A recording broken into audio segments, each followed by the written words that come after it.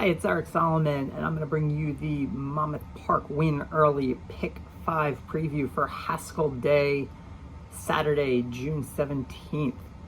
Tremendous 14 race card is on the books for today. A lot of great betting sequences throughout the card. I'm going to walk you through the Pick-5. The first post is a little earlier than usual, 12 o'clock, so make sure you get the bets in. But I think this is a really good sequence. We're going to invest $60 today, and we're going to start with race 1, which is non-winners of one other than allowance race on the turf. My top pick's going to be Eagerly, winner of 2 straight races on the turf. Both of those races were in for a tag, but this just looks like a 4-year-old that's really starting to figure some things out. Ran a lot of the same races last year as a 3-year-old, dropped in for a tag, got the job done. Tossed the dirt race in between, but then looked really good on the turf last time out. Again, just think this is a horse that is on the way up. Morning line favorite is the Chad Brown horse, Assiduously. We're going to put this one on the ticket as well. Second at this level, just behind his stablemate Junkanoo in a good race at this level last time out at Monmouth. Price is going to be very short for a horse that's breaking on the outside here. So again, looking for a little bit of coverage, but certainly going to be a tough horse. And gate to wire threat here could be the 2, Quiberon Bay. Paco Lopez getting this one. Second off the layoff, going to try and nurse that speed. Has shown the ability to stretch out the 2 turns, and certainly with that inside post could be a controlling speed in this race. Race 2, this is an optional claiming non-winners of one allowance race at 6 furlongs, and I definitely want coverage in this race for a couple of reasons here. I think I do like the top pick, number 7, Speeding Kid, who we'll talk about in a second. But this is kind of one of those, it's early in the card. You know, a lot of times on these big race days that, you know, the dirt track gets souped up, you know, trying to get the fast times really does tend to be a speed favoring track.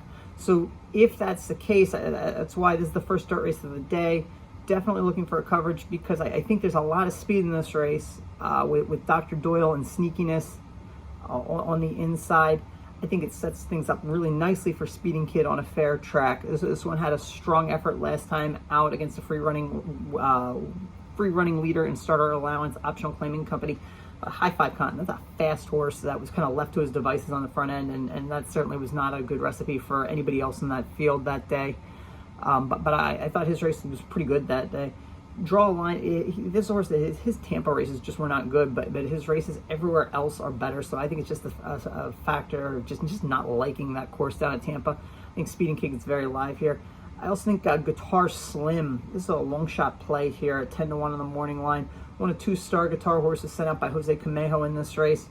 Tossed the last race on the turf. Back on dirt, has shown the ability to close. Again, certainly could if they get really fast in the front end with 3 speed horses, like kind of in post 1, 2, and 3, certainly could pick up the pieces at a price. Again, if we do wind up with that speed favoring track, I do want to have Dr. Doyle and sneakiness on the ticket. Dr. Doyle, morning line favorite. This one's never won in open company, which is a little bit of a concern for a favorite in this race, but really good last time out. Again, if the rail's good, if speed's good, certainly want to have this one on the ticket. And then sneakiness for the Jose Delgado. This barn is just winning with everything right now at the meet. He opts to protect him. Is moving up from a multi-condition $5,000 claiming race. So good effort last time out. So Paco Lopez got to use this one as well. And then also going to throw on Win You Win on the ticket. It's been a while since this one has won. He won his first 2 races and hasn't won since. But this is the other star guitar horse from the Jose Camejo barn. Hasn't run since the fairgrounds, so could need this race, but again, another one that could figure out, and he may get first run on my top 2 picks early in the race. Race 3, the first stakes race of the day, is the Wolf Hill Stakes. This is a turf sprint, and it feels a lot like this is a free square for the one horse the Critical Way. This horse is 3-5 on the morning line, probably going to go off at lower than that.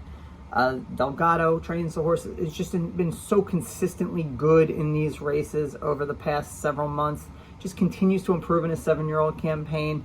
He was dominating in the Get Serious Stakes here last month. No reason to think that he can't do the same here. You kind of feel like the only way that he loses this race is if he beats himself. Just nobody else makes sense. He's beaten most of the horses in this field, and the horses that he hasn't faced look hopelessly overmatched. So the Critical Way, to me, I really don't see any need to try and beat him there. Just take the free square and try and spread and hit value somewhere else. because I'll tell you, looking at race 4, maiden special weight, this is the toughest race in the sequence to me. I'm 4 deep here. I do have some price horses. One horse, What a Guy, is second time starter for Kelly Breen. I faded after a solid debut. I don't love that he drew the rail again, and this may be a horse that could look to next time if he gets off the rail. However, I think it's live, and again, if the rail and speed are good, this horse certainly you want to have on your ticket, and you're not going to know when you have to put this ticket in. So that's one to definitely use that one. 20 to 1 shot here, I think, is live. Comedic Timing. This is a $360,000 purchase. Debuted 2 weeks ago on the turf for Greg Sacco, who underrated trainer here. I kind of noted that I thought he had, there's some turf influences in that pedigree, but I thought the pedigree definitely leaned more to the dirt. He gets an outside draw in a wide open race. Certainly could improve in second career start here. And 20 to 1, I'm willing to roll the dice there. Another one, Ghost Conqueror. This is, horses that run from small barns. This is Chandrak Govardhan coming in from Naira. They've come here and they're often overlooked. Most of the time their horses are shipping here and they're dropping in class. This has been a solid angle that has led to a lot of good price wins throughout the meet. Ghost Conqueror kind of fits that mold in this race, so I'm going to put that one on the ticket. And then also looking at the 9, Not a Postino. This horse, first time in maiden allowance, has run 2 races, both were maiden claiming races. Was claimed out of the debut, moved up in class, improved last time out. Certainly fits on speed figures here. Another one to put on the ticket. That gets us to the first graded stakes of the day, race 5, the grade 3 matchmaker for fillies and mares at 1 mile and 1/8 on the turf. Juliet Foxtrot seems very logical to me. You look at Brad Cox, I think the plan is to try and stretch this one out just a little bit to see if a race like the Beverly D is within her range. She was running at longer races back in 2019, but it's been kind of focused on that mile and a 16th race over the last several starts. She's a grade 1 winner already this year, winning the Jenny Wiley back at Keeneland in April. Her last wasn't great. She was caught in the Mint Julep last time out, but I think on the stretch out, there's only one other horse that wants to be on the front, and it's Cheap Speed directly inside of her, so I'm really not worried about that. I think she sits a great trip and is going to be very tough to beat in this race, probably at a shorter price. And then the other horse I want to use on the ticket, the 6, Nay Lady Nay, one from Chad Brown. I'm willing to just kind of draw a line through the last. This horse is the reigning champion, won this race last year. Again, the Eatontown was kind of a funny race, a big field. One of the main principal horses that was going to be part of the pace scenario just had a miserable trip at the start. Ended up being a pretty slow race, slow on the front end. Vigilante's Way won that. Top couple horses aren't back in here, so I think Nay Lady Nay stretching out certainly fits in this race as well. Hopefully that $60 ticket will get us started for a big bankroll that we can use later on, because there are some really good sequences. Pick-4s that start in race 6. That sequence is really tough, wide open, but if you can connect there, that's going to pay well. You have a $400,000 guaranteed Pick-4 that starts in race 9, a $100,000 guaranteed pool Pick-5 that starts in race 10. So good luck to everybody playing. Hope you enjoy the Haskell. Just let you know, my pick in the Haskell, I'm going to take Mandaloon over Hot Rod Charlie. I think those are the two principles, not really very creative, but I think if there's a time to play against Hot Rod Charlie, this is it. Huge effort in the Belmont last time out, and they're taking blinkers off.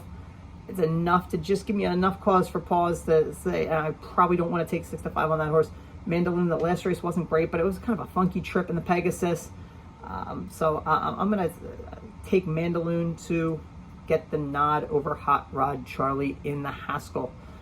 Good luck to everybody playing all the races today. I hope for a safe trip for all the horses and a beautiful afternoon in Oceanport, New Jersey. Good luck, everybody.